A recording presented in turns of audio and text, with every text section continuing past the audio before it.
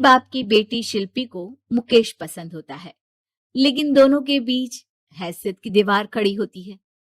और फिर कहीं नौकरी कर लो ना, क्या हमेशा ये लोहे की सलाखों के पीछे भागते रहते हो? कितनी मेहनत करते हो। शिल्पी, नौकरी से कुछ नहीं होगा। तुम लोगों की हैसियत तक पहुंचना है तो अपना ही बिजनेस करना पड़ेगा, वरना तुम्हारे पापा किसी और से तुम्हारी शादी करवा देंगे। अच्छा, ऐसे किससे करवा देंगे? मैं तो तुमसे ही शादी करूंगी। बोल दिया तो बोल दिया, बस। मुकेश उस बेचारी को समझाता भी तो क्या। दुनिया के रीति रिवाजों से काफी दूर थी शिल्पी।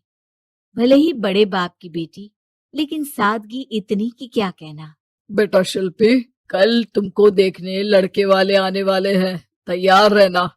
मैंने तुम्हारी माँ को समझा दिया है। घर के सारे नौकर चाकर को वो समझा देगी कि स्वागत कैसे करना है। कैसी बात कर रहे हैं पापा? मैं तो मुकेश से प्यार करती हूँ, उसी से शादी करूंगी। मैंने आपको बताया था ना। मुकेश किसका बेटा है?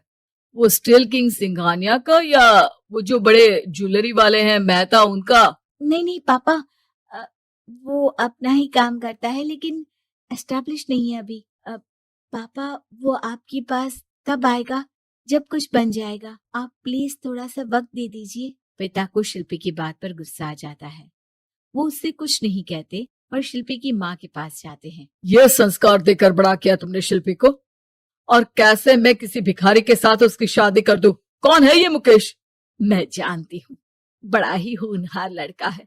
शिल्पी से बहुत प्यार करता है और शादी करना चाहता है।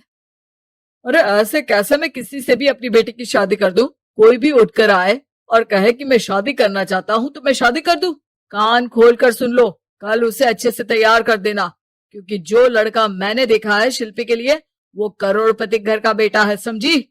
लाख मना करने पर भी शिल्पी को उस लड़के से मिलवाया जाता है जो उसके पिता ने उसके लिए देखा था। देखिए, मैं किसी और से प्यार करती हूँ और उसी से शादी करूंगी।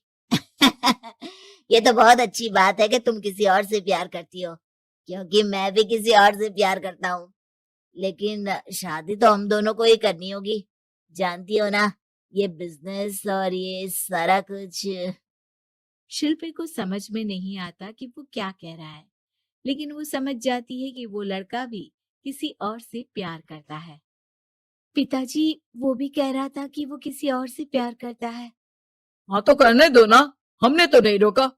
तुम अपना देखो, शादी के लिए हाँ कर कर गया है वो। लेकिन क्यों? अरे वो और मैं दोनों ही एक दूसरे से प्यार नहीं करते, फिर शादी क्यों कर ले? पापा, एक बार सिर्फ मेरे कहने पर आप मुकेश से मिल ले।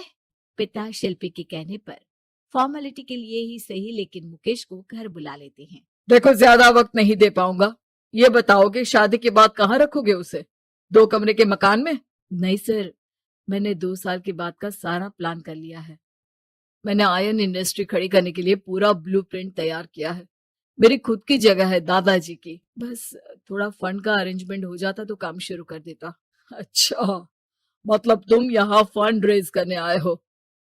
मुकेश समझ जाता है कि उसके पिता शिल्पी की शादी उससे कराने के मूड में नहीं है। फंड आप कभी दे भी नहीं पाएंगे मुझे तो सिर्फ शिल्पी चाहिए। मैं उसके बिना नहीं रह सकता सर। मैं उसे बहुत खुश रखूंगा। वो तो हर पति का धर्म होता है। वो तो मैं किसी से भी उसकी शादी करा दूं, वो उसे खुशी रखेगा। लेकिन देखो, मैं ज्यादा बात को घुमाना नहीं चाहता। वो बड़े घर की लड़की है, उसे काम काज की आदत नहीं। अभी वो समझ नहीं रही, लेकिन तुम तो समझो। मैं किसी भी हालत में शिल्पी की शादी तुमसे नहीं करवा सकता। मुकेश पिता से लाख मन्नतें करता है, लेकिन वो नहीं मानते। शिल्पी की शादी उस अमीर लड़के से हो जाती है। शादी के बाद क्या हम लोग मेरी माँ के घर चले? मुझे उन लोगों की बहुत याद आ रही है। हाँ हाँ, जाओ जाओ। वैसे भी आज मैं अपनी गर्लफ्रेंड के साथ मसूरी जा रहा हूँ, तुम जा सकती हो। कैसी बात कर रहे हैं? अब हम लोगों की शादी हो गई है, आप कैसे किसी और लड़की के साथ जा सकते हैं? अरे मैंने तो तुम्हें शादी के पहले ही बता दिया था कि मेरी कुछ गर्लफ्रेंड्स है। अब प्लीज ये टिपिकल बीवी वाला रोना धोना शुरू मत कर देना। शिल्पी पिता के घर जाती है और माता पिता को सारी बात बता देती है। इतना गंदा इंसान निकलेगा, मैंने तो सोचा ही नहीं था। अरे क्यों कराई मेरी फूल जैसी बेटी की शादी ऐसे घर में। और तो क्या हो गया, शुरू शुरू में हर घर में ऐसा होता है, धीरे धीरे ठीक हो जाएगा। और वैसे भी उन लोगों के साथ हम लोगों की एक बड़ी डील फाइनल हुई है, समझी। उन लोगों से रिश्ता बनाकर रखो, तभी पैसों की बारिश होगी। पापा, अब समझ में आया कि आपने मेरे साथ ऐसा क्यों किया। मुकेश आपके सामने गिड़गिड़ा कर गया कि वो मुझे बहुत खुश रखेगा, लेकिन आपने मेरी शादी एक ऐसे लड़के से करा दी जो किसी और लड़की से प्यार करता है और शादी सिर्फ समझौते के लिए कर रहा है। पापा, मैं जा रही हूँ, लेकिन इस घर में कभी पैर भी नहीं रखूंगी। आपने मुझे सामान की तरह इस्तेमाल किया। माँ शिल्पी को बहुत रोकती है, लेकिन वो एक नहीं सुनती। कुछ समय बाद, शिल्पी, मुझे नहीं लग रहा कि अब हम दोनों के बीच ये शादी और रह पाएगी। मैं किसी और से शादी करना चाहता हूँ। वैसे तुम परेशान मत हो ना, तुम्हारे पापा के साथ हम लोगों की डील जो चल रही है ना, वो नहीं रुकेगी, क्योंकि तुम बहुत अच्छी लड़की हो। ठीक है, मैं जा रही हूँ, तलाक के पेपर में साइन करके। लेकिन एक शर्त है, मैं कहाँ गई ये बात मेरे पिता तक नहीं पहुंचनी चाहिए। शिल्पी घर छोड़कर चली जाती है। वो एक नौकरी करती है और अपना जीवन खुद संभालती है। लेकिन एक दिन, शिल्पी जी, आपसे मालिक मिलना चाहते हैं। अब मुझसे क्यों? शिल्पी मालिक के कमरे में जाती है, जहां सामने मुकेश होता है। अरे आपको देखकर बहुत खुशी हुई, बहुत बड़े आदमी बन गए। थैंक्स, पर तुम्हें नौकरी करने की क्या जरूरत पड़ गई। मैंने तो सोचा भी नहीं था कि तुम मेरी शिल्पी होगी। तभी वहां शिल्पी के पिता आ जाते हैं।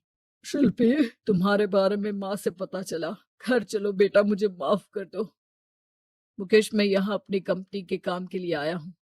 तुम्हारी कंपनी की डील अगर हमें नहीं मिली तो हम बर्बाद हो जाएंगे। वैसे अब तुम चाहो तो शिल्पी की शादी मैं तुमसे कराने को तैयार हूँ। बस करिए पापा, ये क्या सौदा लगा रखा है आपने। जिस कंपनी से आपकी डील हो, अपनी बेटी की शादी उसी के घर करा देते हैं। शिल्पी मुकेश से माफी मांगती है और वहां से जाने लगती है कि मुकेश उसे रोक लेता है। रुको शिल्पी, ये सब कुछ तुम्हारे लिए है। ये कंपनी, ये नाम सिर्फ तुमसे शादी करने के लिए ही खड़ा